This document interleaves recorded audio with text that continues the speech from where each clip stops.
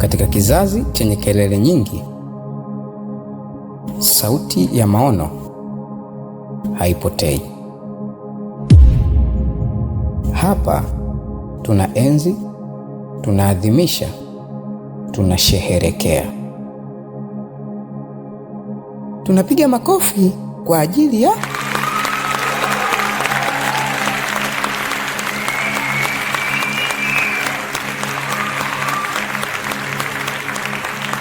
wenye maono husheherekewa.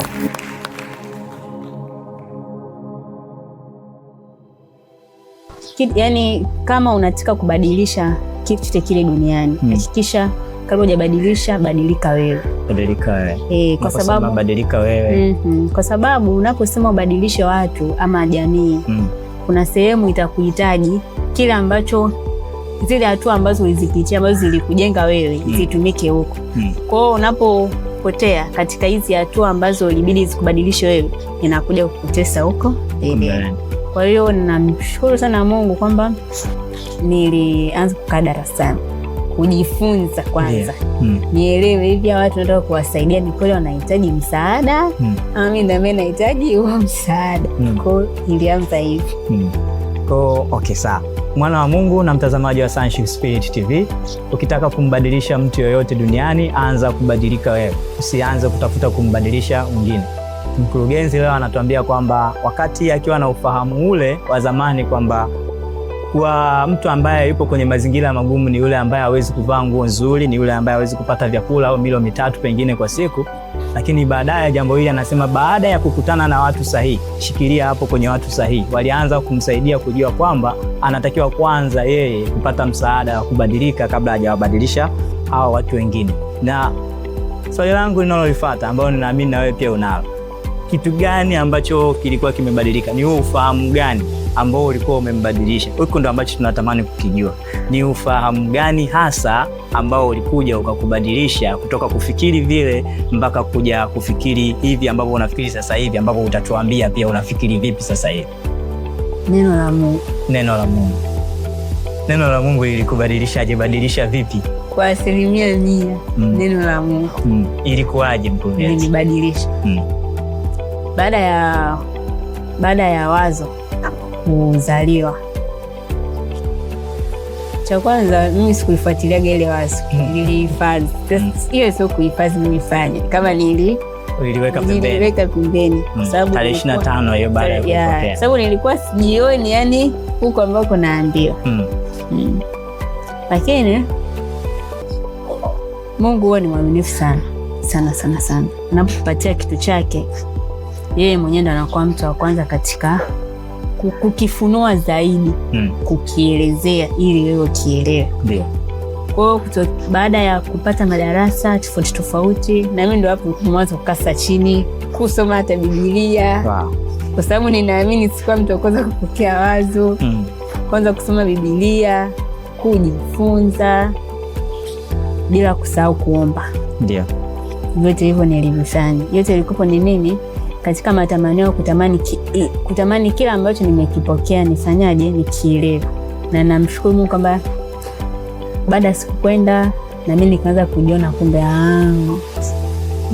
hakunaga mtu mwenye kile ambacho nilikuwa nafikiria. Niko ni hawa watu pia ambao naona kwamba wana uhitaji na wao pia wanahitaji kubadilishwa kwanza fahamu wao. Kwa hapo ndo nilipoanzia. Kwa mkurugenzi unatuambia kwamba ukitaka kubadilisha maisha ya mtu, uanze kubadilisha ufahamu wake. Kile anachokifikiria ndo beria ya kwanza ya vile yeye jinsi alivyo. Sawa mkurugenzi, asante. Sasa mimi bado nina swali mkurugenzi. Kwa mfano unaweza ukakutana na mtu kama labda mtu akakwambia, mimi ninaamini bwana, ili mtu afanikiwe lazima afanye kazi. Unaona? Huo ndo ufahamu alionao. Wewe utambadilishaje sasa kwa ufahamu wako? Wewe ufahamu wako unasemaje kwenye eneo kama hiyo? Au kwa mfano labda ambao tutumie huo ambao umeutolea hapa kwenye watu ambao walikuwa unaona kwamba hawa ndo wanahitaji msaada, watu ambao wapo kwenye mazingira magumu. Lakini kuna mtu anakwambia kwamba hivi jinsi nilivyo hivi hivi ndio Mungu ambaye ananisaidia. Yani hivi mimi ndo nina Mungu. Mungu hataki watu matajiri, hataki watu ambao wapo smart sana. Anahitaji tu mimi niwe hivi kama nilivyo. Unambadilishaje huyo mtu mpaka atoke sasa huko na aanze kufikiri kama vile, kwa sababu bado hujatuambia namna yako wewe ya kufikiri ambayo Mungu aliibadilisha kwa nefahamu. Bado mpaka sasa hujatuambia. Kwa hiyo siwezi kusema mpaka sasa hivi ni hipi. Kwa nataka kujua hiyo namna yako ya kufikiri ambayo Mungu alikufunulia, ambayo umeweza kuitumia kumbadilisha mtu, au ambao unaweza kuitumia pia kumbadilisha na mtu mwingine. Mimi kitu ambacho kilinibadilisha kama nilivyosema kwamba neno la kwamba kuona kama ambavyo Mungu anaona. Mungu anaonaje kwani kwenye eneo kama hilo ambalo tumelizungumzia? Mungu anaona utimilifu. Mkurugenzi, tunashukuru kwa ajili ya majibu mazuri namna hiyo, lakini kama ambavyo nilikukatisha kwa sababu wakati unazungumzia kwenye historia yako uliniambia moja ya kitu ambacho kilipelekea ukataka kuwasaidia watu wa namna hiyo, ulisema watu ambao hawawezi kupata vyakula kwa wakati au vyakula vizuri, mavazi. Mimi kwa experience yangu tangu nimezaliwa mpaka hapa nilipo sasa hivi, tangu nimezaliwa, Afrika imekuwa, nchi nyingi za Afrika imekuwa ni sehemu ambazo tunapokea misaada ya namna hiyo. Tumepokea misaada ya vyakula, tumepokea misaada sana ya mavazi, lakini hata misaada ya kifedha mingi sana tumeletewa nchi zetu hizi za Afrika. Lakini tangu miaka hiyo mpaka sasa ninaendelea kuona changamoto ni ile ile. Je, unafikiri vyakula, mavazi ni msaada ambao unahitajika kwa watu wa namna hiyo? Hapana. Sifikiri kama ni hiyo msaada ambao unahitaji watu.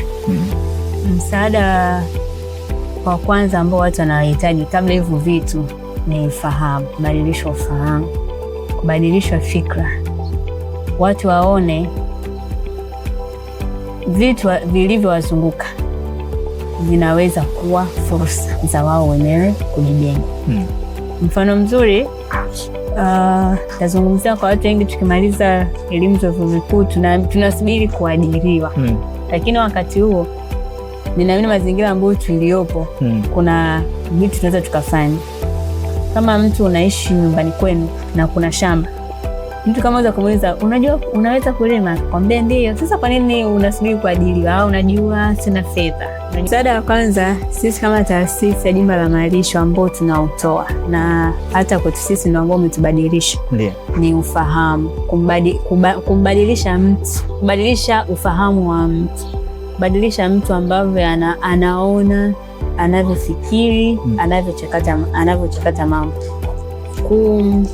Tunawasaidia katika kuwabadilisha fahamu zao, kuona vile vitu alivyo navyo, vitu vilivyowazunguka kwamba wanaweza kuvitumia hivyo hivyo kubadilisha maisha yao. Nitatolea mfano wakati ninakwenda kwenye vituo vya watoto. Swali mojawapo ambalo Mungu aliniuliza, ninachekesha lakini ndivyo ilivyo. Aliniuliza, je, ulipokwenda huko ulikuta watu hawana nguo? Jibu ni hapana. Ulikuta wanavaa. Ulikuta hawajala? Hapana. Ulikuta hawana nini? Hapana. Kwa sasa wewe unafanya nini? Kwa sababu kama ni chakula, unakuta mikula, wamevaa, watoto wanaenda shule na wana furaha kweli kweli. Kwa sasa wewe unafanya nini? Kwa unakuja kugundua kwamba ni kweli watoto wapo huko wanakula, wanafanya kitu, lakini bado wana tuseme ni ukame ama upungufu wa jambo fulani. Na hapo ndipo Mungu alipotufunulia kwamba watoto wanachohitaji ni upendo tu. Upendo wa Mungu, kumfunua Mungu kwao, wamjue Mungu kuwa ni nani? Ni baba yao. Na hapo sasa na mimi ndo ilikopo ndo mwanzo wangu sasa wa kutazama upya ama kuona taasisi kwa muono mpya. Kwa hapa wewe mkurugenzi, tunapozungumza na wewe hapa tunazungumza na mtaalamu ambaye anamfahamu kwamba Mungu ni baba yake. Ndio. Hongera sana mkurugenzi. Sasa kufahamu kwamba Mungu ni baba yako inamsaidia nini hasa mtu ambaye amekuwa kwa miaka mingi, na tunakutana na watu wengi wanasema, kumwambia Mungu, anasema anajua Mungu ni baba, lakini huo ufahamu wa kumjua Mungu ni baba umewabadilisha nini hasa watu ambao umeweza kukutana nao, hasa especially wewe, baada ya Mungu kufunulia kwamba msaada mkubwa ambao watu wanaohitaji au watoto wanaohitaji ni kuwa na ufahamu kwamba Mungu ni baba yao. What happens kwa mwana wa Mungu au kwa mtu anapokuja kufahamu kwamba mimi Mungu ni baba yao?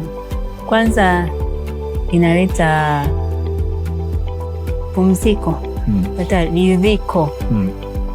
Unajua watoto wengi kwenye vituo wamelelewa pasipo baba, pasipo mama, na yawezekana watoto wengine wakawa yatima kwa maneno. Yatima kwa maneno tu. Sio kwamba ni yatima, ila maneno yamemfanya amekuwa yatima. Umeona? Kwamba wewe kuwa hapa ni kwa sababu ya hivi na hivi. Kwa unapomfunulia kwamba mtu kwamba Mungu ni baba yako, jua Mungu ndo mtawala, Mungu ndo mfalme. Sisi tulivyo ni Mungu. Hakuna kitu ama hakuna mtu pasipo Mungu. Kwa unapomfunulia kwamba Mungu ni baba yako, maana yake ili ni pumziko. Tayari yale yote ambayo alikuwa anafikiria yanatulia. Anapata ni tulizo. Mungu kwa baba yako. Na hapo ndipo tunapofunuliwa juu ya ushirika. Na ndio maana moja ya kauli mbiu yetu ya taasisi kwamba sisi tunajali sana ushirika kuliko vitu.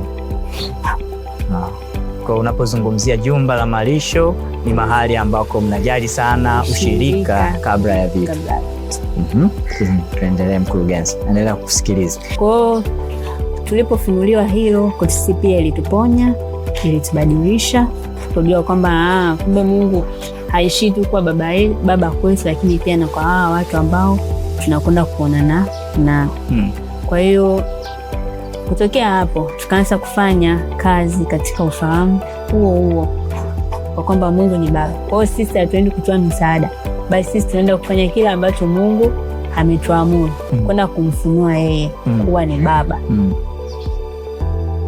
Kwa mkurugenzi, unapozungumzia kwenda kumfunua Mungu kuwa ni baba, kwa nyinyi kazi yenu ni kuzunguka kwenye vituo hivi kwenda kumfunua Mungu kuwa ni baba, au jumba la malisho inafanyaje kazi?